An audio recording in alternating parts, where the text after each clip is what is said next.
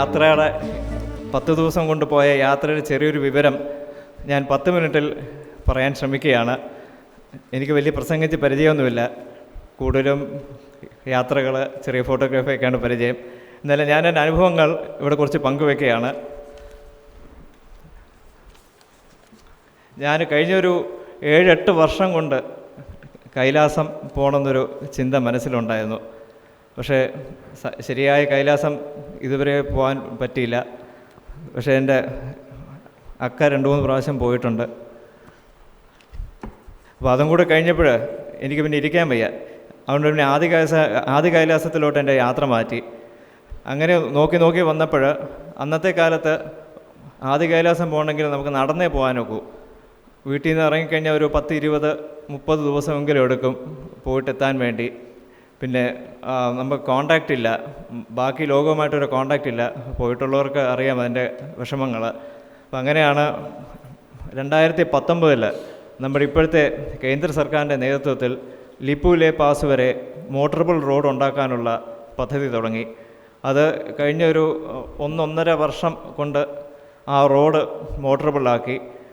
ചൈനയുമായിട്ടുള്ള ടിബറ്റുമായിട്ടുള്ള നമ്മുടെ അതിർത്തി ഷെയർ ചെയ്യാൻ വേണ്ടി നമുക്ക് കുറച്ചുകൂടെ പെട്ടെന്ന് എത്താൻ വേണ്ടിയാണ്, നമ്മുടെ അതിർത്തി കുറച്ചുകൂടെ ശക്തമാക്കാനും നമ്മുടെ കേന്ദ്ര സർക്കാരിൻ്റെ വളരെ നല്ലൊരു ശക്തിയായ തീരുമാനം കൊണ്ട് അവിടെ ഇപ്പോൾ റോഡെത്തി. അങ്ങനെ നോക്കിക്കൊണ്ടിരുന്നപ്പോഴാണ് നമ്മുടെ ശ്രീ ജയചന്ദ്രനെ ഞാൻ സംസാരിച്ചു. അപ്പോൾ അദ്ദേഹം ഒരു റിട്ടയേർഡ് കേണൽ ഗോപാൽ എന്ന് പറഞ്ഞ ആളെ അദ്ദേഹത്തിന് അറിയാമായിരുന്നു. അദ്ദേഹത്തിൻ്റെ സുഹൃത്താണ് പിത്തോഗർ കളക്ടർ ശ്രീ ആശിഷ് ചൗഹാൻ. അങ്ങനെ അദ്ദേഹത്തിനെ കോൺടാക്റ്റ് ചെയ്തു. പിന്നെ അവിടുത്തെ ടൂറിസം ഡയറക്ടർ ഒരു അമിത് ലോഹാനി ഉണ്ടായിരുന്നു. വീണ്ടും അദ്ദേഹത്തിനെ കോൺടാക്റ്റ് ചെയ്തു. അവസാനം ലക്ഷ്മൺ കുട്ടിയാൽ എന്ന് പറഞ്ഞ കുട്ടിയാണ് ഇന്ത്യയിലെ അവസാനത്തെ വില്ലേജ്. ലക്ഷ്മൺ കുട്ടിയാലിനെ കോൺടാക്റ്റ് ചെയ്തു. അപ്പോഴീ കോവിഡ് സമയമാണ്. അപ്പോൾ ഞങ്ങളുടെ മെഡിക്കൽ സർട്ടിഫിക്കറ്റും ബാക്കി എല്ലാ കാര്യങ്ങളും അയച്ചു കൊടുത്തു. പിന്നെ അങ്ങനെ അവിടുന്ന് ടൂറിസത്തിൻ്റെ ഹെൽത്തും എല്ലാം ക്ലിയർ ചെയ്തു. ഞങ്ങൾ ഇവിടുന്ന് തിരുവനന്തപുരത്ത് ഡൽഹിയിലോട്ട് ഫ്ലൈറ്റ് വന്നു. അന്ന് ഞങ്ങൾ പിത്തോഗർ എത്തുന്നതെന്നാണ് തീരുമാനിച്ചത്. പക്ഷേ ഫ്ലൈറ്റ് ശകലം താമസമുണ്ട്. അൽമോറ എന്ന് പറഞ്ഞ സ്ഥലത്ത് ബിൻസർ എക്കോ ക്യാമ്പ് എന്ന് പറഞ്ഞ വളരെ നല്ല ഒരു സ്ഥലമാണ്, ജാഗവേശ്വർ അമ്പലത്തിൻ്റെ അടുത്താണ്. അവിടെ താമസിച്ചു. അപ്പോൾ അവിടുന്ന് പോകുമ്പോൾ ഞങ്ങൾ ആദ്യമായിട്ടാണ് പോകുന്നത്. നമ്മുടെ ഒരു പരിചയക്കാരനോ ഡ്രൈവറുണ്ട്, മഞ്ജീത് സിംഗ് എന്ന് പറഞ്ഞ്. അപ്പോൾ 10 മണിയാകുമ്പോഴേ എത്താറോ ചോദിക്കും. വീട്ടിൽ നിന്ന് വിളിച്ച് അന്വേഷിക്കും. ഞാൻ പറഞ്ഞു ഇപ്പോൾ എത്തും. എൻ്റെ സ്ഥിരം പറയുന്നൊരു തമാശയാണ്, 100 കിലോമീറ്ററിനെങ്കിലും ഇനിയും 10 കിലോമീറ്റർ ഉള്ളൂ എന്ന് പറയൂ. അപ്പോൾ അങ്ങനെ വീട്ടുകാരെയൊക്കെ സമാധാനിപ്പിച്ചു. ശരിക്കും അവിടെ ബിൻസർ എക്കോ ക്യാമ്പ് എത്തിയപ്പോൾ രാത്രി 1:30-2 മണിയായി. നല്ല കൊടും കാടാണ്, വൈൽഡ് ആനിമൽസൊക്കെ ഉണ്ടെന്നാണ് കേട്ടിട്ടുള്ളത്. ബാക്കി ഒന്നും കാണാൻ പറ്റിയില്ല. ഇനി നമ്മളുള്ളതുകൊണ്ടാണോ എന്തോ. പിന്നെ അവിടെ ഞങ്ങൾ താമസിച്ചു. പിറ്റേ ദിവസം രാവിലെ ഒരു 7:30-8 മണിക്ക് അവിടെ നിന്ന് യാത്ര തിരിച്ചു. നേരെ ഞാൻ ഈ സ്ഥലങ്ങളെല്ലാം യൂട്യൂബ് വഴി കണ്ട് ഒരുമാതിരിയൊക്കെ ഫെമിലിയർ ആയിട്ടുണ്ട്. ദാർച്ചുല എന്ന് പറഞ്ഞ സ്ഥലത്തെത്തി. ദാർച്ചുല നേപ്പാൾ ബോർഡറാണ്. അവിടെ നിന്നൊരു ബ്രിഡ്ജ് നമ്മൾ പാസ് ചെയ്താൽ നേപ്പാളായി. 3 കിലോമീറ്ററേ ഉള്ളൂ. അവിടെ ഞങ്ങൾ താമസിച്ചു. അവിടെ ഗവൺമെൻറ്റിൻ്റെ ഒരു ഗസ്റ്റ് ഹൗസ് ഉണ്ടായിരുന്നു. അവിടെ താമസിച്ച് അവിടെ അടുത്തുള്ള അമ്പലങ്ങളിലൊക്കെ പോയി. പിറ്റേ ദിവസം രാവിലെ ഒരു 6:30 മണിക്ക് നമ്മൾ പുറപ്പെടുന്നെന്ന് പറയുകയായിരുന്നു. അപ്പോൾ പറയുന്നു ചെറിയ മണ്ണിടിച്ചിലുണ്ട്, ഇപ്പോഴുടൻ പോകാനൊക്കില്ല. അങ്ങനെ അത് നിന്ന് കുറച്ച് താമസിച്ചൊരു 8-8:30 ആയപ്പോഴത്തേക്ക് ഞങ്ങൾ യാത്ര തിരിച്ചു. ഒരു തവാഘട്ട് എന്ന് പറഞ്ഞ സ്ഥലം അത് എത്തിയപ്പോഴത്തേക്ക് അതുവരെ ഒരു 10-20 കിലോമീറ്റർ ഞങ്ങൾ വളരെ എല്ലാവരും പാട്ടൊക്കെ പാടി സന്തോഷമായിട്ട് പോയി. അത് കഴിഞ്ഞപ്പോൾ കുറച്ച് വണ്ടികളിങ്ങനെ കിടക്കുന്നു. നോക്കിയപ്പോൾ എന്താ, പാറ ഇടിഞ്ഞു വീണു, ഇനി വണ്ടി പോവില്ല. അപ്പോൾ കാരണത്തെ എൻ്റെ മനസ്സ് അതുവരെ നല്ല സന്തോഷമായിട്ടിരിക്കുകയായിരുന്നു. അത് കണ്ടപ്പോൾ മനസ്സൊന്ന് മടിച്ചു. എന്ത് ചെയ്യണമെന്ന് ഞങ്ങൾക്ക് ആർക്കും എന്ത് ചെയ്യണമെന്ന് അറിയില്ല. തിരിച്ചു പോകണോ അതോ അവിടെ വെയിറ്റ് ചെയ്യണോ? പിന്നെ അവസാനം അത് അവിടെ നിന്നപ്പോഴാണ് നമ്മുടെ ശിവപ്രസാദ് സാറ് പിന്നെ കൃഷ്ണപ്രസാദ് അവർ കൈലാസ യാത്ര കഴിഞ്ഞ് തിരിച്ചു വരുന്നു. അപ്പോൾ അവരുടെ ഒരു അഡ്വൈസ് എടുത്തിട്ട് അവർ പറഞ്ഞ് നമ്മൾ റോഡ് ബ്ലോക്ക് നടന്ന് ക്രോസ് ചെയ്ത് അവിടെ വേറെ ഇഷ്ടം പോലെ വണ്ടി കിട്ടും. അപ്പോൾ ഞങ്ങൾ അതൊക്കെ പറഞ്ഞിട്ട് പിന്നെ ഞങ്ങൾ റോഡ് ബ്ലോക്കിൽ കൂടെ പെട്ടിയൊക്കെ എടുത്തുകൊണ്ട് അതൊക്കെ നടന്നു. ക്രോസ് ചെയ്തപ്പോൾ വേറൊരു വണ്ടി ഉണ്ടായിരുന്നു. ആ വണ്ടിയിൽ കയറി ഒരു 6-7 കിലോമീറ്റർ കഴിഞ്ഞപ്പോൾ വണ്ടി ഒരു ചെറിയൊരു ചായക്കടയുടെ മുമ്പിൽ നിർത്തി. എന്താ വണ്ടി ഇത്രയേ ഉള്ളൂ, ബാക്കി ഇനി നടന്നു പോയിക്കൊള്ളാൻ പറഞ്ഞു. അപ്പോൾ കുറച്ച് നേരം ഒക്കെ അപ്പോൾ മൊബൈൽ ഫോൺ നോക്കിയപ്പോൾ അവിടെ നിന്നൊരു ദാർച്ചയിൽ നിന്നൊരു 10 കിലോമീറ്റർ കഴിഞ്ഞാൽ മൊബൈൽ ആർക്കും കിട്ടില്ല. പിന്നെ എന്ത് ചെയ്യണമെന്ന് ചോദിച്ചു. എന്തായാലും ചായക്കടയല്ലേ, ചായ കുടിക്കാം. ഉച്ചയ്ക്കൊരു 12:30-1 മണിയായി. ഞങ്ങൾ പെട്ടിയൊക്കെ എടുത്ത് അവിടെ നിൽക്കുകയാണ്.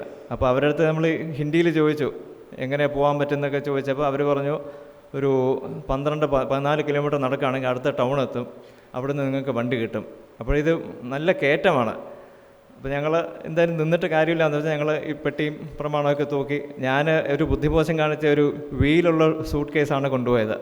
അപ്പോൾ സാറിന് ഷോൾഡർ ബാഗായിരുന്നു നല്ലത്.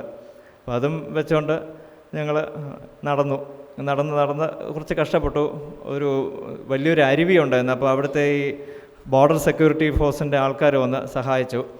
പിന്നെ അവിടെ നിന്നൊരു ഭാഗ്യത്തിൻ്റെ ഒരു 5 കിലോമീറ്റർ നടന്നപ്പോഴത്തേക്ക് റോഡ് ബ്ലോക്ക് കഴിഞ്ഞ് നമ്മുടെ വണ്ടി പുറമേ നിന്നെത്തി.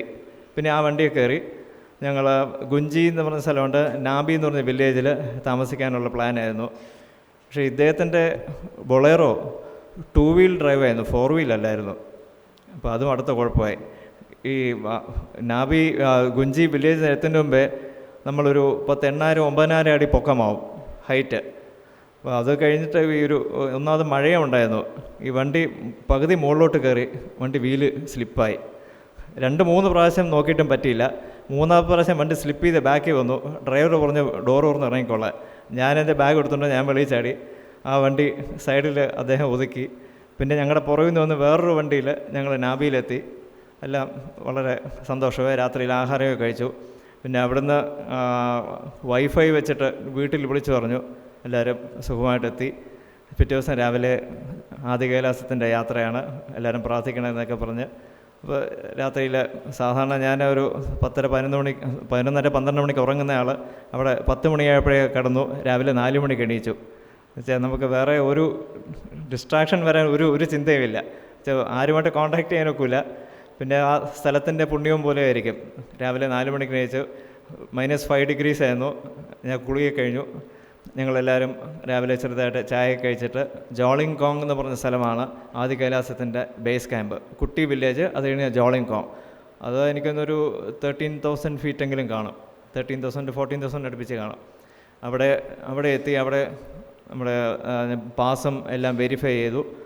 ഞങ്ങൾ ആദി കൈലാസത്തെത്തിയപ്പോൾ നല്ല മഴക്കാർ. വിചാരിച്ചു ഇത്രയും കഷ്ടപ്പെട്ട് എത്തിയിട്ട് ഒരു ദർശനം പോലും കാണാൻ മഹാദേവ സമ്മതിക്കില്ല എന്നിങ്ങനെ മനസ്സിൽ വിചാരിച്ച് ഞങ്ങൾ വീണ്ടും പാർവതി സരോവറിൽ നടന്ന് കുറച്ച് ദൂരം കഴിഞ്ഞപ്പോഴത്തേക്ക് ഒരു 30 സെക്കൻഡ് ഭഗവാൻ ദർശനം തന്നു. അങ്ങ് കാണാൻ പറ്റി. അത് അപ്പോഴും മനസ്സിലായി ഈശ്വരൻ എന്ന് പറയുന്ന ഒരു ശക്തി എന്തായാലും ഉണ്ട്. എന്തായാലും അവിടെ ഇത്രയും കഷ്ടപ്പെട്ടു വന്നു. പാർവതി സരോവരിൽ പോയി. നമ്മുടെ പ്രധാനമന്ത്രി ഇപ്പോൾ പോയിട്ട് വന്ന അതേ സ്ഥലം അവിടെ പോയി തിരിച്ചിറങ്ങി. പക്ഷെ അവിടെ പോയി നിൽക്കുമ്പോൾ ഞാൻ വിചാരിച്ചു ശംഭോ മഹാദേവ എന്നൊക്കെ വിളിച്ച് ഉറച്ച് ജപിക്കണം എന്നൊക്കെ വെച്ച് അവിടെ ചെന്നപ്പോൾ മനസ്സിൽ ഒരു ചിന്ത പോലും ഇല്ല. വെറുതെ ഇങ്ങനെ തൊഴുതുകൊണ്ട് നിൽക്കാൻ മാത്രമേ തോന്നിയുള്ളൂ. അതിന് ഞങ്ങൾ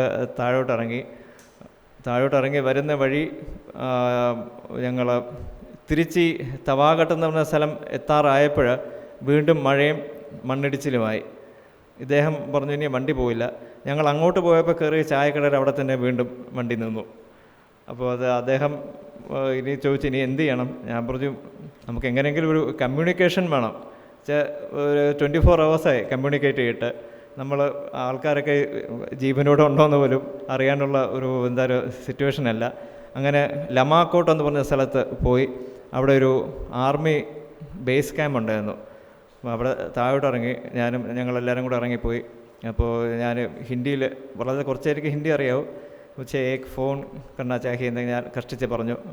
അയാൾ ചോദിച്ചു കഹാൻ സേ ഹേ. ഞാൻ പറഞ്ഞു കേരൾ. അപ്പോൾ തിരിച്ച് ഒരു ചോദ്യം, കേരളത്തിൽ എവിടുന്നാ? ഞാൻ പറഞ്ഞു കേരളത്തിൽ തിരുവനന്തപുരത്ത് നിന്നാ. അപ്പോൾ ഇദ്ദേഹം എവിടുന്നാ? ഞാൻ പാലക്കാട് നിന്നാ. ഞാൻ തിരുവനന്തപുരത്തേക്ക് വന്നിട്ടുണ്ട്, പത്മനാഭസ്വാമി ക്ഷേത്രത്തിലേക്ക് പോകാറുണ്ടോ എന്ന് ചോദിച്ചു. ഞാൻ പറഞ്ഞു ഇടയ്ക്ക് പോകാനുള്ള ഭാഗ്യം ഇടയ്ക്ക് പോകാറുണ്ടെന്ന് പറഞ്ഞു. പിന്നെ അദ്ദേഹമായിട്ട് സംസാരിച്ചു. പിന്നെ അദ്ദേഹത്തിൻ്റെ പറഞ്ഞു പത്മനാഭസ്വാമി നമ്മളുമായിട്ടുള്ള ബന്ധം പറഞ്ഞു. പിന്നെ അദ്ദേഹം വൈഫൈ വഴി വീട്ടിൽ വിളിച്ചറിയിക്കാൻ പറ്റി. അങ്ങനെ അവിടെ അന്ന് പക്ഷേ ജീവിതത്തിൽ ആദ്യമായിട്ട് ഞങ്ങൾ പോയ കാറിൽ കിടന്നുറങ്ങാനുള്ളൊരു ഭാഗ്യം കിട്ടി. പക്ഷേ വളരെ സുഖമായിട്ട് ഉറങ്ങി. വേറെ ഒരു ശബ്ദവുമില്ല, അരുവിയുടെ സൗണ്ട് മാത്രമുണ്ട് ബാക്ക്ഗ്രൗണ്ടായിട്ട്, വേറെ ഒന്നുമില്ല. നമ്മൾ ഈ സിറ്റിയിൽ ഈ വണ്ടിയുടെ ഹോണടി കേട്ട് നമുക്ക് ഭയങ്കര ഒരു ഡിസ്റ്റർബൻസ് വരുമല്ലോ. അങ്ങോട്ട് പോയപ്പോൾ ഒരു ഹോണടി കേൾക്കാത്തതുകൊണ്ടാണ് വിഷമം. എന്നുവെച്ചാൽ ഒരു വണ്ടി ഹോണടി കേൾക്കുമ്പോൾ റോഡ് ബ്ലോക്ക് ഇല്ലെന്നാണ് മനസ്സിലാവുന്നത്. സൈലൻ്റ് ആണെങ്കിൽ കംപ്ലീറ്റ് റോഡ് ബ്ലോക്കാണ്. അങ്ങനെ ഞങ്ങൾ തിരിച്ചിറങ്ങി വന്നു. അവിടുന്ന് പിറ്റേ ദിവസം ഒരു 9 മണിയായപ്പോൾ റോഡ് ഓപ്പണായി. അവിടുന്ന് പോയി വീണ്ടും ഒരു 10 മണിയായപ്പോൾ വീണ്ടും റോഡ് ബ്ലോക്കായി. അവിടെ ഒരു 6 മണിക്കൂർ കിടന്നു. വീണ്ടും വിട്ടു. വീണ്ടും ഒരു അരമണിക്കൂറിൽ വീണ്ടും പാറ ഇടിഞ്ഞ് വീണു. അപ്പോൾ ഞങ്ങൾ നിശ്ചയിച്ചു ഇവിടെ ഇനി കിടക്കുകയാണെങ്കിൽ ഇവിടെ കിടന്നു പോകും. ഇപ്പോഴും ഞാനവിടെ നിൽക്കേണ്ട സ്ഥിതി വന്നേനെ. അപ്പോൾ പിന്നെ ഞങ്ങൾ ചോദിച്ചപ്പോൾ ഒരു 12 കിലോമീറ്റർ നടക്കുകയാണെങ്കിൽ നിങ്ങൾക്ക് മൊബൈൽ ഫോണിന് റേഞ്ച് കിട്ടും. ഞാൻ പറഞ്ഞു നടക്കാം. അപ്പോൾ നമ്മുടെ ഡ്രൈവർക്ക് നേപ്പാൾ സിം ഉള്ളതുകൊണ്ട് ഒരു 10 കിലോമീറ്റർ കഴിഞ്ഞപ്പോൾ നേപ്പാൾ സിം കിട്ടി. പിന്നെ ഞങ്ങളുടെ കൂടെ വന്ന ഗൈഡ് ഈ റോഡ് ബ്ലോക്കിൻ്റെ മുകളിൽ കൂടെ വന്ന് അദ്ദേഹം താഴെ വീണ് അദ്ദേഹത്തിൻ്റെ കാല് ചെറുതായിട്ട് ഫ്രാക്ചറായി. പിന്നെ അദ്ദേഹത്തിനെ ഞങ്ങൾ തൂക്കിയെടുത്തുകൊണ്ടാണ് വന്നത്. ഇവിടെ വന്ന് അവസാനം രാത്രി 9 മണിയായപ്പോൾ ബേസ് ക്യാമ്പ് ദാർച്ചുല എന്ന് പറഞ്ഞ സ്ഥലത്തെത്തി. അവിടെ ഞങ്ങൾ ആഹാരം കഴിച്ച് റെസ്റ്റ് ചെയ്തു. പിറ്റേ ദിവസം രാവിലെ ഞങ്ങൾക്ക് ഒരു ഗുരുദ്വാര പോകുന്ന വഴിയുണ്ട്. ഒരു ഗുരുദ്വാരയിൽ പോയി തൊഴുത് ഞങ്ങൾ ഡൽഹി വൈകിട്ടൊരു 6 മണിയൊക്കെയാകുമ്പോൾ എത്തണം എന്നാണ് ഉദ്ദേശിച്ചത്. ഗുരുദ്വാരയിൽ പോയിട്ട് ഞങ്ങൾക്ക് ഇറങ്ങിയപ്പോൾ വഴി ഞങ്ങൾക്ക് തെറ്റി. ഒരു ഭയങ്കര ഇടിയും മഴയും. ആ സ്ഥലത്ത് ഒരു പ്രത്യേകത, ഇടിമഴ വന്നാൽ വീട്ടിൽ നിന്ന് ആരും വെളിയിറങ്ങില്ല. ഒരാൾ വഴി ചോദിക്കാൻ പോലും ഒറ്റ മനുഷ്യൻ പോലും ഇല്ല. പിന്നെ ഞങ്ങൾ രാത്രിയിൽ ഒരു വീട് നോക്ക് ചെയ്ത് അത് വെളിയിലിറക്കിയിട്ട് ചോദിച്ചു ഡൽഹി എത്ര കിലോമീറ്റർ ഉണ്ടെന്ന്. അപ്പോൾ അവർ പറയാം നേപ്പാൾ 20 കിലോമീറ്റർ ഉണ്ടെന്ന്. എന്നുവെച്ചാൽ നേപ്പാൾ ബോർഡർ 20 കിലോമീറ്റേഴ്സാണ്. വഴി കംപ്ലീറ്റ് തെറ്റിപ്പോയി. ഗൂഗിൾ പോലും ഇല്ല അവിടെ. പിന്നെ അവസാനം അപ്പോൾ കഷ്ടിച്ച് മൊബൈൽ കിട്ടുന്നുണ്ട്. ഞാൻ എൻ്റെ അക്കയുടെ വീട്ടിലായിരുന്നു രാത്രി താമസിക്കാൻ ഉദ്ദേശിച്ചത്. രാത്രി ആഹാരം കഴിക്കാൻ ദോശയൊക്കെ വേണമെന്ന് പറഞ്ഞിരുന്നു. അപ്പോൾ അതെല്ലാം അക്ക റെഡിയാക്കി വെച്ചുകൊണ്ടിരിക്കുകയാണ്. അപ്പോൾ അക്കയെ വിളിച്ചു പറഞ്ഞു ഒക്കെ ഞാൻ കുറച്ച് ലേറ്റാവും. വീട്ടിൽ വിളിച്ച് പറഞ്ഞു ഡൽഹി വിത്തിൻ 2 hours എത്തും. അങ്ങനെ അവസാനം ഞങ്ങൾ കറങ്ങി രാത്രി 12:30 ആയപ്പോൾ ഞങ്ങൾ ഹൈവേ കയറി. അത് ഡൽഹി എത്തിയപ്പോൾ രാവിലെ 4:30 പക്ഷേ ഒരു 12:30 1 മണിയായപ്പോൾ ഞാനിവിടെ പറഞ്ഞു എത്തിക്കഴിഞ്ഞു എന്ന്. പക്ഷേ ബാക്കി എല്ലാവരും ഉറങ്ങിയെങ്കിലും അക്ക മാത്രം ഉറങ്ങാതിരുന്നു. അക്കെ പറ്റിക്കാൻ പറ്റിയില്ല. അക്കയ്ക്കറിയാം ഞാൻ ഇങ്ങനെയൊക്കെ പറ്റിക്കാൻ. രാവിലെ 4:30 മണി വരെ ഒക്കെ ഉറങ്ങാതിരുന്നു. പിന്നെ അവിടുന്ന് കുളിച്ച് ബ്രേക്ക്ഫാസ്റ്റും കഴിഞ്ഞ് ഞങ്ങൾ തിരിച്ച് തിരുവനന്തപുരം എത്തി. ഇതൊരു 10 ദിവസത്തെ യാത്രയുടെ ഒരു ചുരുക്കമാണിത്. പക്ഷേ പറയുകയാണെങ്കിൽ ഒരു 1 മണിക്കൂർ 1.5 മണിക്കൂർ പറയാനുണ്ട്. ആദ്യകാലാവസ്ഥത്തിലെ യാത്ര കുറച്ചുകൂടെ ഈസിയാണ്. ശരിക്കും ആദ്യകാലാവസ്ഥത്തിൽ നിന്ന് ശരിക്കുള്ള കൈലാസം മാനസരോവർ ഒരു 60-70 കിലോമീറ്ററേ ഉള്ളൂ. ഇപ്പോൾ നമ്മുടെ കേന്ദ്ര ഗവൺമെൻറ് റോഡ് തുടങ്ങിയിട്ടുണ്ട്. ബോർഡറിൻ്റെ ടെൻഷൻസ് മാറിക്കഴിഞ്ഞാൽ കൈലാസ് മാനസരോവർ പോകാൻ വേണ്ടി ഇതാണ് ഏറ്റവും ബെസ്റ്റ് റൂട്ട്. ഇനി ഞാൻ പോയിട്ടുണ്ടെങ്കിൽ ആദ്യമായിട്ടാണ് പോയത്. പക്ഷേ നേരത്തെ എപ്പോഴോ പോയൊരു ഓർമ്മ എൻ്റെ മനസ്സിലുണ്ടായിരുന്നു. എന്നുവെച്ചാൽ ഒരു പുതുമയായിട്ട് തോന്നിയില്ല അവിടെ ആദ്യ കൈലാസം യാത്രകളും. അപ്പോൾ ആർക്കെങ്കിലും പോകാൻ ഐഡിയ ഉണ്ടെങ്കിൽ ഭംഗിയായിട്ട് ഇനിയിപ്പോൾ തൊഴിലിട്ട് വരാം. ബാക്കി ഇനി മെയിൻ ചടങ്ങുകൾ ഇനിയും നിൽക്കുന്നു. എനിക്ക് അലോട്ട് ചെയ്തിരിക്കുന്ന സമയം കഴിഞ്ഞു. അപ്പോൾ ഞാൻ നിർത്തുന്നു. വന്ന എല്ലാവർക്കും എൻ്റെ ഒന്നുകൂടെ ഹാർട്ടി വെൽക്കം എല്ലാവർക്കും. അതുപോലെ ഇതിന് കൂടെ പ്രവർത്തിച്ച എല്ലാവർക്കും എൻ്റെ സ്വാഗതം. Thank you. നമസ്തേ. വാക്കുകൾക്ക് സ്നേഹാദരപൂർവ്വം നന്ദി അറിയിക്കുന്നു. ഈ മഹനീയ ചടങ്ങിൽ അധ്യക്ഷപദം അലങ്കരിക്കുന്നതിനും അധ്യക്ഷ പ്രസംഗം നിർവഹിക്കുന്നതിനുമായി ആദരണീയനായ former chief secretary and Malayalam university vice chancellor Shri K Jayakumar IAS അവർകൾ റിട്ടയേർഡ് സ്നേഹാദരപൂർവ്വം സ്വാഗതം ചെയ്യുന്നു. നിറഞ്ഞ കൈയടിയോടുകൂടി വേണം നമ്മൾ അദ്ദേഹത്തെ വേദിയിലേക്ക് സ്വാഗതം ചെയ്യാൻ.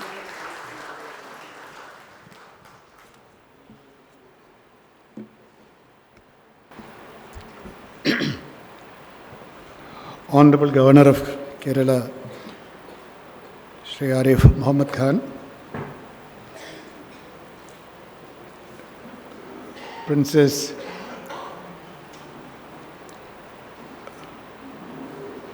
Poyam Tirunal Gauri Parvati Bai and Princess Ashwati Tirunal Gauri Lakshmi Bai. The author of the book, Prince Aditya Verma, Sri Jayachandran, Sri Sunny Joseph, and dear friends in Malayalam. Sir, with your permission in Malayalam.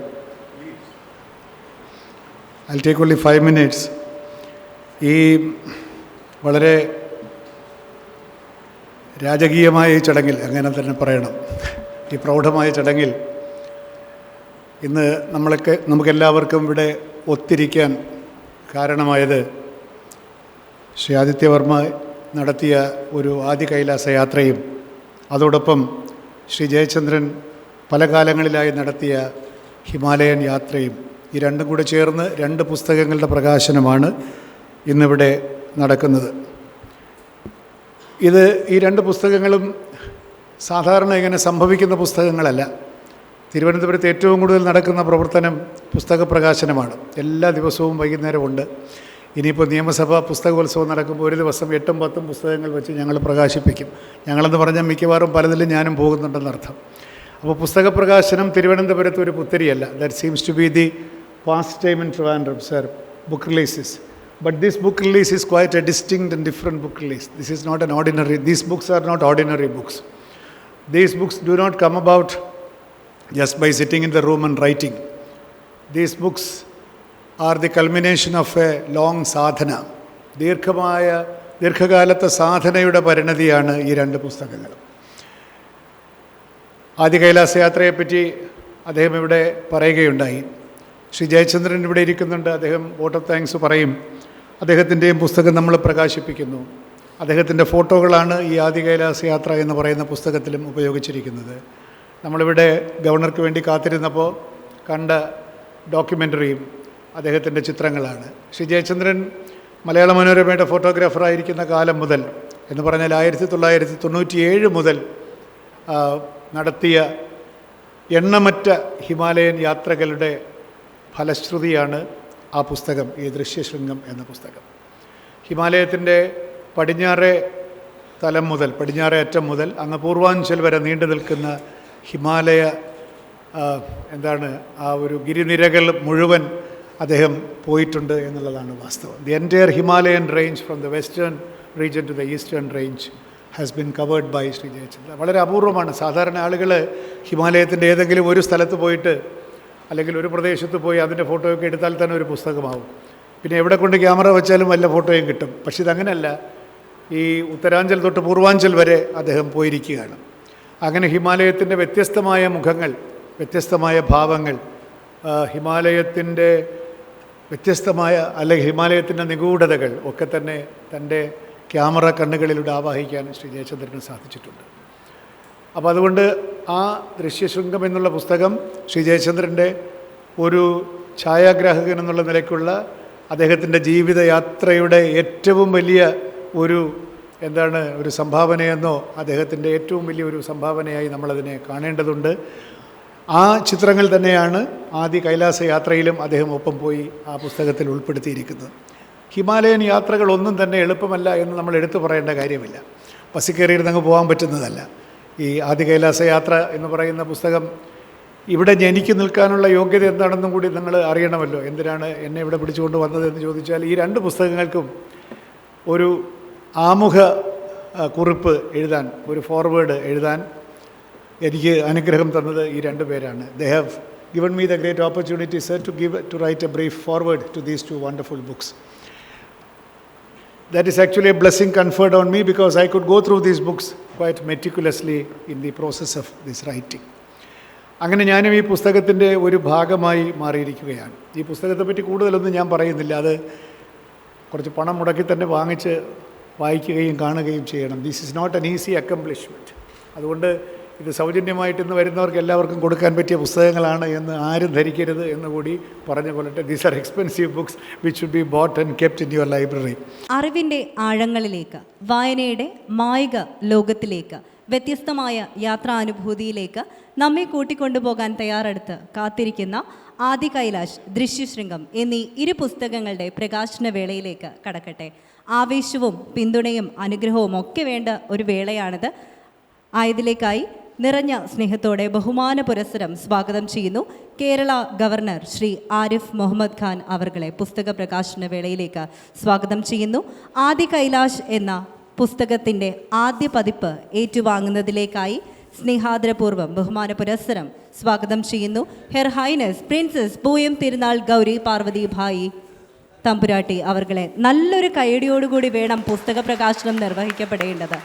നമ്മുടെ പിന്തുണയും അനുഗ്രഹവും ഒക്കെ വേണം. അറിവിൻ്റെ വ്യത്യസ്തമായൊരു ലോകം നമുക്ക് കാഴ്ചയിൽ ഒരുക്കി കിട്ടുകയാണ്. വായനയിൽക്കായി തയ്യാറെടുത്തിരിക്കുകയാണ്. ദൃശ്യശൃംഗം എന്ന പുസ്തകത്തിൻ്റെ ആദ്യ പതിപ്പ് ഏറ്റുവാങ്ങുന്നതിലേക്കായി ബഹുമാന പുരസ്സരം ഹെർ ഹൈനസ് പ്രിൻസസ് അശ്വതി തിരുനാൾ ഗൗരി ലക്ഷ്മി ഭായി തമ്പുരാട്ടി അവർകളെ സ്വാഗതം ചെയ്യുന്നു. നിറഞ്ഞ കൈയടിയോടുകൂടി ആ ഒരു പുസ്തകവും നമുക്ക് തീർച്ചയായും പ്രകാശനം നിർവഹിക്കപ്പെടേണ്ടതുണ്ട്. ഈ മഹനീയ വേള കൂടുതൽ ധന്യമായിരിക്കുകയാണ്. തീർച്ചയായും പുസ്തകം സ്വീകരിച്ചുകൊണ്ട് തമ്പുരാട്ടിമാരുടെ വാക്കുകൾക്കായി നമ്മൾ കാത്തിരിക്കുകയാണ്, കാതോർക്കേണ്ടതുമുണ്ട്. To the Honorable Governor, Sri Jayakumar, and our extended family and friends who are before us, my namaskarams. It is a great joy to be part of this family function. When Adityan went off to Adi Kailas, he's always been adventurous, maybe even a bit risk-taking at times. He has given us anxious moments, no doubt. But when he went off, I remembered something which my father told me when I was a child, and he established this mountaineering institute near Nair. I asked him, why do you want to go and climb mountains? He said, because they are there. So that same spirit has probably been handed down to his children and grandchildren, and who knows, even great-grandchildren in the few years to come. So when Adityan went off on this journey, he was doing it for all of us. I think we are a bit too, let's say, advanced in years to undertake a journey of this kind. We did get to Kadha, encountering landslides and all sorts of little adventures, but nothing like this. The picture has more capacity to convey things to beholders than 1,000 spoken words. Instead of 1,000 spoken words, one single picture can do the job. So I hope you will all enjoy making this tremendous journey through these 2 books. It was a great joy for me some months back when a group of apple-cheeked young women whom Adityan and Jayachandran had met during the course of their journeys, they came all the way to Trivandrum because they wanted to visit the Padmanabha temple. They wanted to see the temple to where the Saligramas had come from their part of the world. And it was, in a way, connecting the different parts of the country. It's an emotion, isn't it? The journey is not the end, but the journey itself is important. And it is an emotion that cannot be really described even through words or pictures. Each one reacts in a different way. But it is a great pleasure for me to receive the first copy of this book from our good friend, the governor, who has so much knowledge about our part of the world and our culture that he's really, we forget sometimes that he is from the north. We have adopted him as a Keralite. Thank you very much for being part of this journey, for holding hands with us every step of the way. Enjoy the books and God bless you all. Jagadap Pidaro Vande Parvati Parameshwara.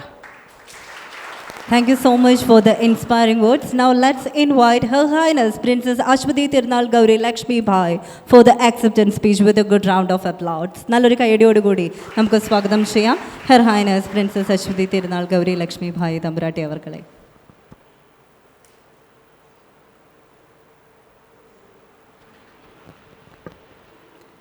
Shri Padmanabha Swami Sharanam Tripadame Gadi.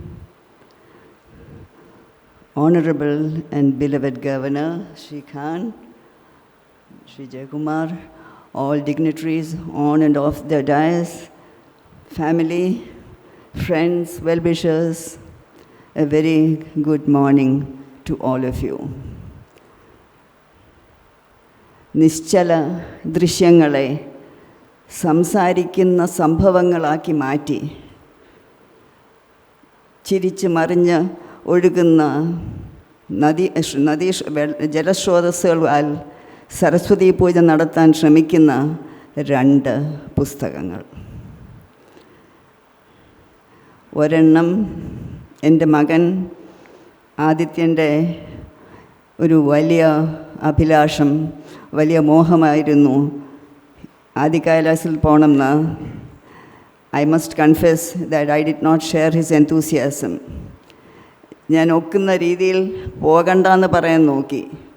Because he is a very adventurous boy. Even as a child, he was very adventurous. I remember him sitting on top of the tree, unable to get down, top branch. It was the 2nd floor, that high.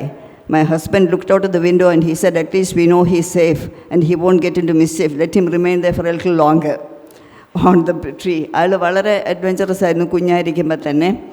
But anyway, it is a wonderful thing. Jayachandran കൂടെ പോയി. ഞാൻ ജയചന്ദ്രനെ കൊണ്ട് എന്തൊക്കെ സത്യം ചെയ്യിച്ചു. അപ്പോഴാണ് ഞാൻ മനസ്സിലായത് സത്യം ചെയ്യുന്ന വലിയ കാര്യമൊന്നുമില്ല എന്ന്. ഞാൻ ജയചന്ദ്രനോട് സത്യം ചെയ്യിച്ചു, 10 മണി ആയിക്കഴിഞ്ഞാൽ 1 ഇഞ്ച് പോലും നിങ്ങൾ മുമ്പോട്ട് പോകരുതെന്ന്. ആദ്യത്തിൻ്റെ ഒക്കെ പറഞ്ഞിട്ട് കാര്യമില്ല. So I am entrusting it to you. You promise. So Jayachandran nodded his head and said, ശരി ശരി, I promise. And I am afraid the promise did not hold water. എന്തായാലും അവർ വളരെ ഗംഭീരമായിട്ട് പോയിട്ട് വന്നു. As Jayakumar has said, certain things cannot be explained. They have to be experienced. So I'm also very happy to receive this magnificent book created by Jayachandran, who is, what should I say about his photographic capacity? It is too well known for me to embark into any sort of appreciation on that. To receive it from none other than Sri Khan. My sister called him our good friend. I would say, add a few more adjectives. I would say not only a good friend, if we may take the liberty to say so, but also somebody whom at repeated platforms I have said this, somebody whom I admire very much indeed.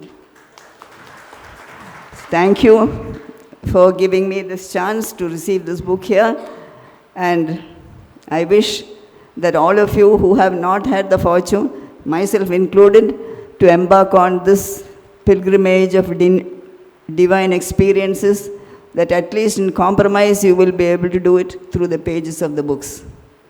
എല്ലാവർക്കും എല്ലാ നന്മയും വരട്ടെ എന്ന് പ്രാർത്ഥിച്ചുകൊണ്ട്, എല്ലാം നാരായണായന് സമർപ്പിച്ചുകൊണ്ട്, നാരായണായേതി സമർപ്പയാമി പറഞ്ഞുകൊണ്ട് എൻ്റെ വാക്കുകൾ ചുരുക്കുന്നു. നമസ്കാരം.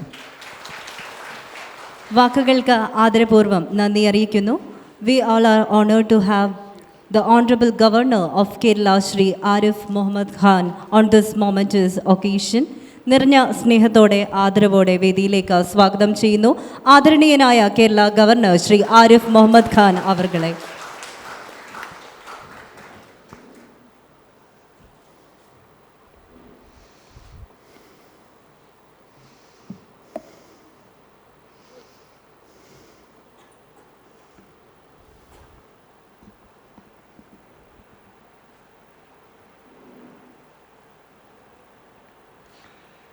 तंपुरट्टी श्रीमती पूयम तिरुनाल गौरी पार्वती बाई, तंपुरट्टी Shrimati Aswathi Thirunal Gauri Lakshmi Bai, Shri K Jayakumar, leading writer and former chief secretary of the state, Shri Sunny Joseph, prince Aditya Varma, Shri B Jayachandran, प्रिय सहोदरी सहोदरन मारे एलवर कोमेंटे वंदना. First, I'm saying this with a sense of shame that having spent last 4 years here and having received so much affection and love, I can't thank my stars enough when Tampurati says that they have adopted me as a Keralite. But still, I'm saying it with a sense of shame that I'm not able to communicate with you in Malayalam, although I have started following Malayalam, but difficult for me to communicate in Malayalam. So please forgive me. It's a real joy for me to release these 2 books which present the matchless, enchanting, celestial beauty of the Himalayas. First, A Journey to Adi Kailash by Prince Aditya Verma, and the second, Drishya Shringam, the photographic anthology of a journey from Kashi to Kailash by one of the leading photojournalists, Shri B. Jayachandran. My hearty congratulations to both of them. They have attempted to capture the charm and grace of Himalayas, about which Skand Puran has said, in 1,000 God years, I could not tell you the glory of Himalayas. Just as the dew dries by the morning sun, so are the sins of mankind by the sight of Himalaya.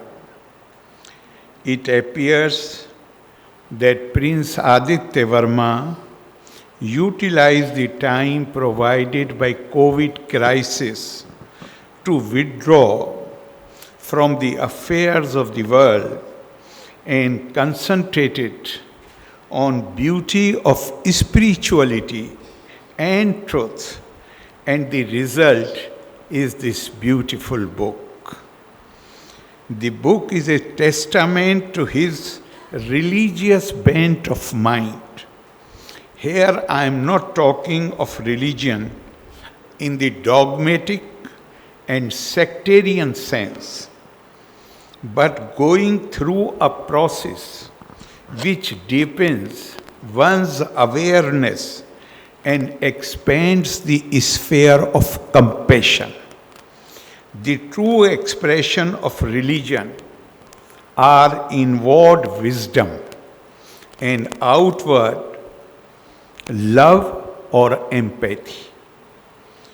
I understand that Shri Aditya Verma's earnest desire was to travel to Mount Kailash, but COVID mandates made him settle for Adi Kailash, the second most sacred among the Panch Kailashas. One of our great poets, he traveled, went to Himalaya and reminisced with himself, and I quote, "Why is it that people are not able to enjoy the bounty and beauty of nature? Why are they wasting their time in petty quarrels and small things?" Shri Aditya Verma seems to have responded to the call of the poet. When I was informed about this book, I was struck by the interest of the prince in sacred places. This reminded me of a dialogue between the famous characters of Mahabharata, Vidur and Dhritarashtra.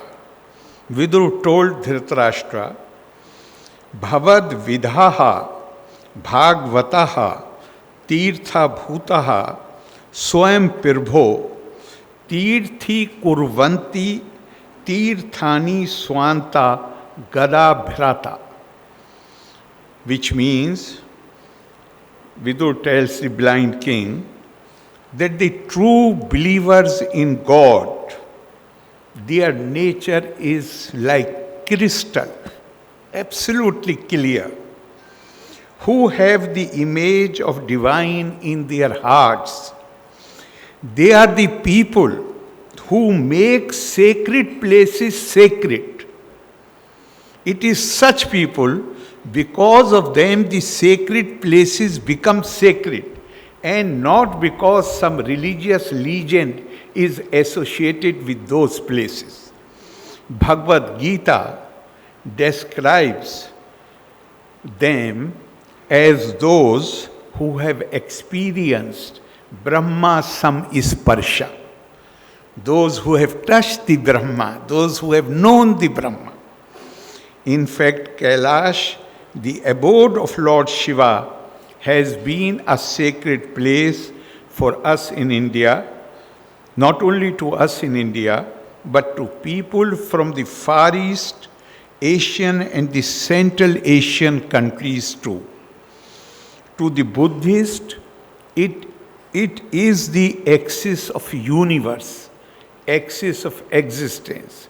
To the Jains, it is equally important because they believe that the first Tirthankar, Rishabdev, lived there.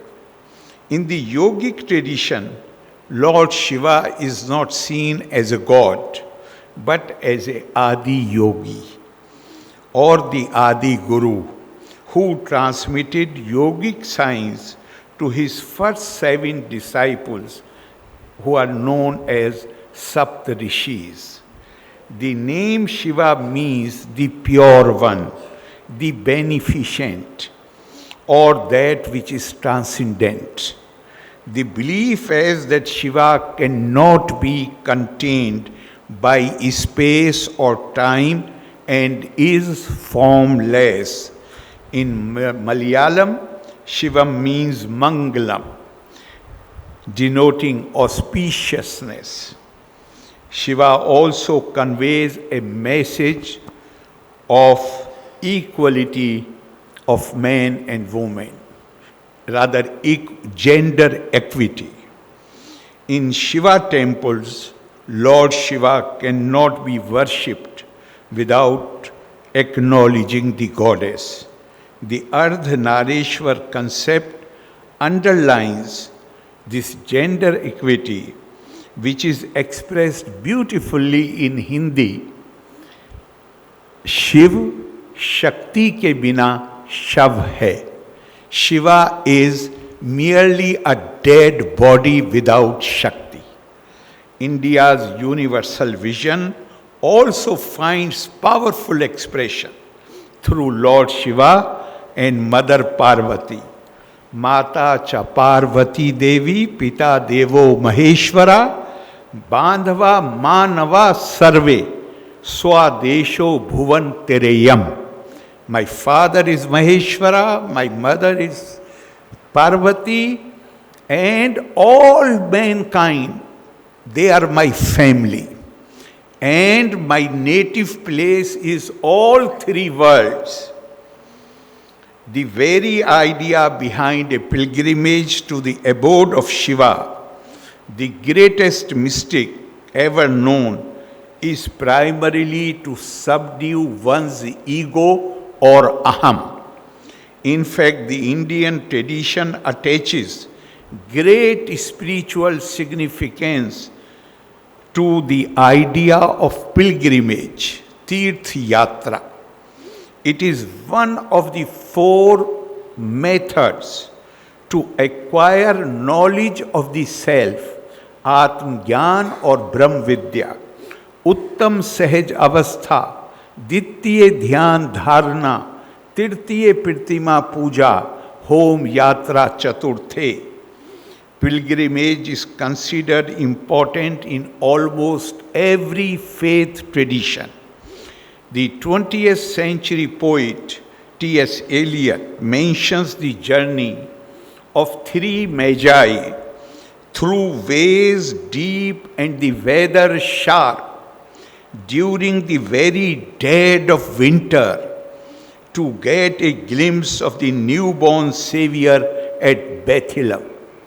Shri Aditya Verma felt speechless with emotion as he crossed the breathtaking Jolingkong to reach on foot to Adi Kailash. He forgot all the prayers. He says that he forgot all the prayers which he had memorized, and what came out was just Om Namo Shivaya. To quote his own lines, one moment the summit shone in the sunlight, the next it sulked itself behind the dark clouds.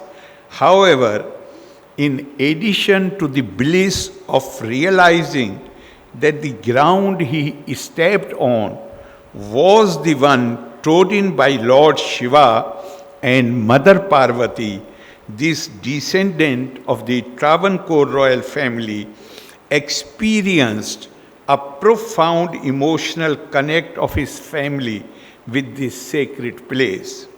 For instance, the Kali Gandaki river and its downstream branches reminded him of more than 12,000 shalagrams taken from that river to sculpt the ideal of Lord Vishnu in reclining posture at Sri Padmanabha temple. Any reader would share his surprise at Jolingkong peak resembling a conch shell, Shankham, the insignia of the Travancore royals. In fact, all these connections that he noticed there go on to reaffirm the significant place of Shaiva tradition as the very foundation of Bharatiya culture. As we all know, Shaivism had its great influence in Kashmir and in South, where Shiva is described as Dakshinamurti. The Shaiv tradition finds literary and philosophical expression in Siddhar Padalokal, composed by 63 Nainars, including 2 from Kerala.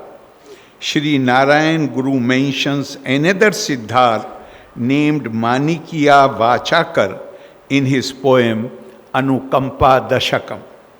One recalls the Malayalam novel Agni Sakshi by Srimati Lalita Ambika Antarjanam, which begins with the line, "She was ensnared in the matted locks of the Lord of Kailash." On a lighter vein, she was referring to the descent of Ganga. On a lighter vein, let me also say that author shakes hands with a Malayali Subedar major in that difficult terrain in confirming that it is not possible to find a place in the whole globe where a Malayali is not present. In fact, I have not been able to figure out, therefore I can't give you the reasons behind it, but I have a feeling that Keralites, it's only the brave Keralites who stay back in Kerala. In political terms, when the minister takes a risky decision, then Jayakumar Saab must have told them, I have encountered this, sir, it is a courageous decision. So those who stay back in Kerala, they are really courageous people.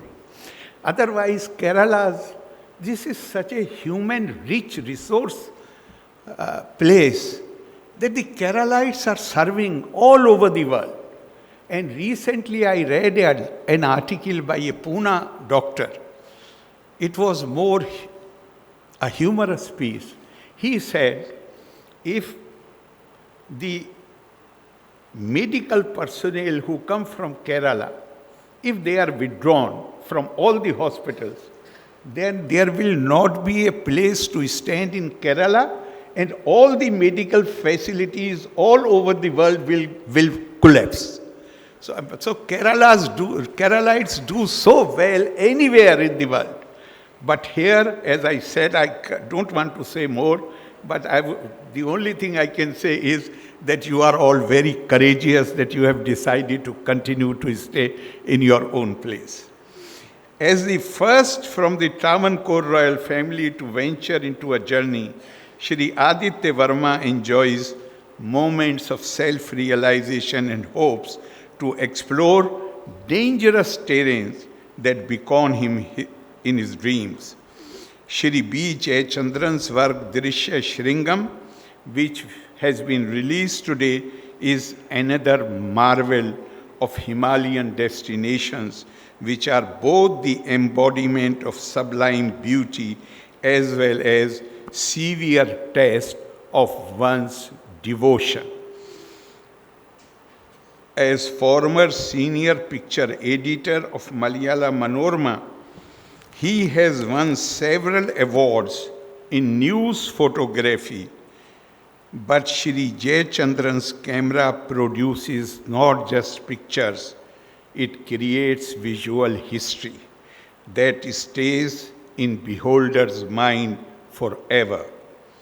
The photographic odyssey begins at the holy city of Kashi, covering ancient temples, historical places, landscapes, and everyday life, enlivened by a simple narration on the history and tradition of the place. The point where river Mandakini originates, the apple trees in Gangotri ranges, river Saraswati cascading into a gorge, and the water droplets scripting a spectrum of colors are a real treat to the eyes. In fact, every page in this book abounds in photographic beauty and perfection. But the pictures of Mansarovar, especially Vaishakha Purnima at night, captures our attention. It was clicked at a moment when there was no one around. And I am told that this photographer almost risked his life to get this picture. Because at night one has to be wary of Tibetan hunting dogs to whom anything or anyone spotted at night means food. Shri Jayachandran his writings in Malayalam have been beautifully translated by Princess Gauri Parvati Bai, and I am glad that she is here along with her sister, Princess Gauri Lakshmi Bai. I am told that people like Sanskrit scholar and writer, late Madamp Kunju Kuttan and late Mahindran had offered their help in writing this book, like Shri Akhil, an engineer who met the prince during his journey. I am told that Shri Jayachandran's visual history of Kerala is in the process of being published. His works on Travancore royal family have also won him great acclaim. My warm congratulations to the authors for their splendid works and best wishes for their future endeavors. Loka samasta sukhino bhavantu, valre nanni, Jai Hind. Thank you so much for the valuable insights and informative words. ഈ മഹനീയ ചടങ്ങിൽ കൃതജ്ഞത അർപ്പിച്ചുകൊണ്ട് സംസാരിക്കുന്നതിലേക്കായി നിറഞ്ഞ സ്നേഹത്തോടെ ആദരവോടെ സംസ്കാര media പ്രതിനിധാനം ചെയ്യുന്ന ശ്രീ ബി ജയചന്ദ്രൻ അവർകളെ വേദിയിലേക്ക് സ്വാഗതം ചെയ്യുന്നു. അദ്ദേഹത്തിൻ്റെ പുസ്തകമാണ് ഇവിടെ പ്രകാശനം ചെയ്യപ്പെട്ട ദൃശ്യശൃംഗം എന്നത്. എല്ലാ ആശംസകളും നേർന്നുകൊണ്ട് അദ്ദേഹത്തെ സ്വാഗതം ചെയ്യുന്നു. Honorable Governor of Kerala, Sri Arif Muhammad Khan, ബഹുമാനപ്പെട്ട ജയകുമാർ സാർ, ബഹുമാനപ്പെട്ട princess Pooyathirunal Gauri Parvathi Bai, princess Aswathirunal Gauri Lakshmibai, prince Adityavarma, പ്രിയപ്പെട്ട Malayala Manorama chief news editor Shri Sunny Joseph, ബഹുമാന്യരെ സുഹൃത്തുക്കളെ, ഇപ്പോൾ ഞങ്ങളെ രണ്ടുപേരെയും പറ്റി ഇവിടെ പറഞ്ഞ നല്ല വാക്കുകൾക്ക് എങ്ങനെയാണ് കടപ്പാട് രേഖപ്പെടുത്തുകയെന്ന് എനിക്കറിയില്ല.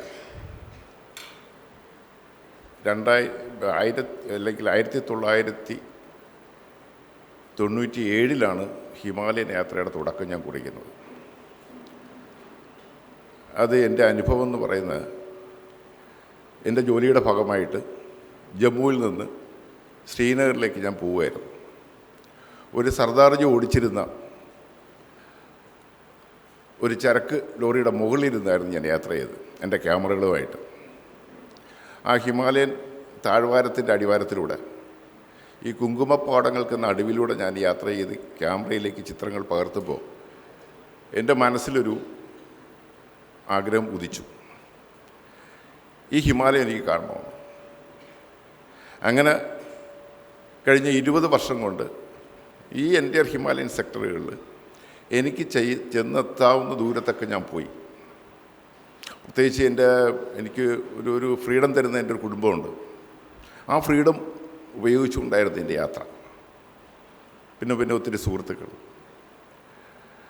അപ്പം ഞാൻ അതിൻ്റെ ഒരു ആകത്തുകയാണ് ഇന്ന് പ്രസിദ്ധീകരിച്ച ദൃശ്യശൃംഗം എന്നുള്ള ആ ഹിമാലയൻ യാത്രയുടെ ആകത്തുക പുസ്തകം. അതിനു വേണ്ടിയിട്ട് എൻ്റെ യാത്രകൾക്ക് ഏറ്റവും കൂടുതൽ പ്രോത്സാഹനവും പിൻബലവും ഒരുക്കി തന്ന മലയാള മനോരമ എന്ന മഹത്തായ സ്ഥാപനത്തിൻ്റെ മാനേജ്മെൻറ്റിനോടും അതിൽ പ്രവർത്തിക്കുന്ന ഓരോ അംഗങ്ങളോടും ഞാൻ കടപ്പാട് ഇവിടെ രേഖപ്പെടുത്തുകയാണ്. എൻ്റെ അവസാന ഹിമാലയൻ യാത്ര ബഹുമാനപ്പെട്ട പ്രിൻസ് ആദിത്യവർമ്മയോടൊപ്പം ആദ്യ കൈലാസത്തിലേക്കായിരുന്നു. അതിന് അവസരം ഒരുക്കി തന്ന തമ്പുരാനോട് എങ്ങനെ നന്ദി പറയണമെന്ന് എനിക്കറിയില്ല. പൂർണ്ണ മനസ്സോടെ ഇത് പ്രസിദ്ധീകരിക്കാൻ തയ്യാറാവുകയും കാലങ്ങളായി എൻ്റെ എല്ലാ ക്രിയേറ്റീവ് പ്രവർത്തനങ്ങൾക്കും പൂർണ്ണ പിന്തുണയും സൗകര്യങ്ങളും ചെയ്തു തന്നുകൊണ്ടിരിക്കുന്ന തിരുവിതാംകൂർ രാജകുടുംബത്തിലെ ഓരോ അംഗങ്ങളോടും ഞാനിവിടെ കടപ്പാട് രേഖപ്പെടുത്തുകയാണ്. ഞാൻ എപ്പോഴും എൻ്റെ തോളത്തൊരു ബാഗ് കൊണ്ട് നടക്കാറുണ്ട്. ആ ബാഗിലൊരു ക്യാമറയുണ്ട്. അത് ബഹുമാനപ്പെട്ട ഉത്രാട തിരുനാൾ മാർത്താണ്ഡവർമ്മ തമ്പുരാൻ മരിക്കുന്നതിന് ഒരാഴ്ച മുമ്പ് എന്നെ എൻ്റെ 2 മക്കളെയും വിളിച്ചിട്ട് എനിക്ക് തന്ന ക്യാമറയാണ്. ഇപ്പോഴും എൻ്റെ കയ്യിലുണ്ട്, എൻ്റെ വൈഫിൻ്റെ അടുത്തിരിപ്പുണ്ട്. അതൊന്നും അത് ഓർക്കാതിരിക്കാൻ പറ്റത്തില്ല. അദ്ദേഹത്തെ പോലെ വലിയൊരു മനുഷ്യൻ എനിക്ക് തന്ന അത് എപ്പോഴും ഞാൻ കൊണ്ട് നടക്കുന്നതാണ്. ദൃശ്യശൃംഗം പൂർത്തിയാക്കാൻ ഭാഷാമാറ്റം ഉൾപ്പെടെയുള്ള എല്ലാവിധ സഹായങ്ങളും ചെയ്തു തന്നത് ബഹുമാനപ്പെട്ട പൂയന്തിരുന്നാൾ പ്രിൻസസ്സാണ്. ഇവിടെ കടപ്പാട് ഞാൻ രേഖപ്പെടുത്തുകയാണ്. എന്നോടൊപ്പം കൈലാസ യാത്രയ്ക്ക് ഒപ്പമുണ്ടാവുകയും ഭാഷാപ്രയോഗത്തിന് സഹായ സഹകരണങ്ങൾ നൽകുകയും ചെയ്ത പ്രിയപ്പെട്ട മാടമ്പ കുഞ്ഞുകുട്ടൻ തമ്പുരാൻ ഇന്ന് ഈ ലോകത്ത് ജീവിച്ചിരിപ്പില്ല. അദ്ദേഹത്തിൻ്റെ ആത്മാവിന് ഞാൻ നിത്യശാന്തി നേരുകയാണ്.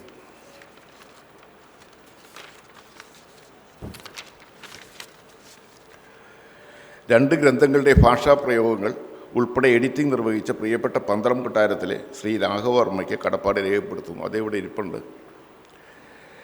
Shri K Balachandran, advocate Sreekumar, artist Rajendran, കൂടെ പ്രവർത്തിക്കുന്ന പ്രിയ സുഹൃത്ത് CP ശ്രീകുമാർ, അഖിൽ, പ്രദീപ്, രമ്യ എന്നിവർക്കും നന്ദി രേഖപ്പെടുത്തുകയാണ്. രണ്ട് ഗ്രന്ഥങ്ങൾ മനോഹരമായി പ്രിൻ്റ് ചെയ്ത് സഹായിച്ച ഓറഞ്ച് പ്രിൻറ്റേഴ്സിൻ്റെ MD ശ്രീ റോയ് തോമസിനും സഹപ്രവർത്തകർക്കും നന്ദി. I feel a high privilege that our most respected and honorable Governor Sri Arif Muhammad Khan is present in this function and released 2 books. I would like to extend a very special gratitude to you, sir. എൻ്റെ creative സൃഷ്ടികൾക്ക് തുടക്കകാലം മുതൽ തന്നെ എല്ലാവിധ പിന്തുണയും ഈ പുസ്തകങ്ങളുടെ forward എഴുത്തരികയും ചെയ്ത ഈ ചടങ്ങിൻ്റെ അധ്യക്ഷൻ ബഹുമാനപ്പെട്ട ജയകുമാർ സാറിന് നന്ദി രേഖപ്പെടുത്തുന്നു. ഞങ്ങളെ പ്രശംസിച്ച് സംസാരിച്ച് ഈ ചടങ്ങ് സമ്പന്നമാക്കിയ മലയാള മനോരമ ചീഫ് ന്യൂസ് എഡിറ്റർ പ്രിയപ്പെട്ട സണ്ണി ജോസഫിന് നന്ദി രേഖപ്പെടുത്തുന്നു. ഈ ചടങ്ങിൽ പങ്കെടുക്കാൻ എത്തുകയും സമ്പന്നമാക്കുകയും ചെയ്ത എല്ലാവർക്കും നന്ദി.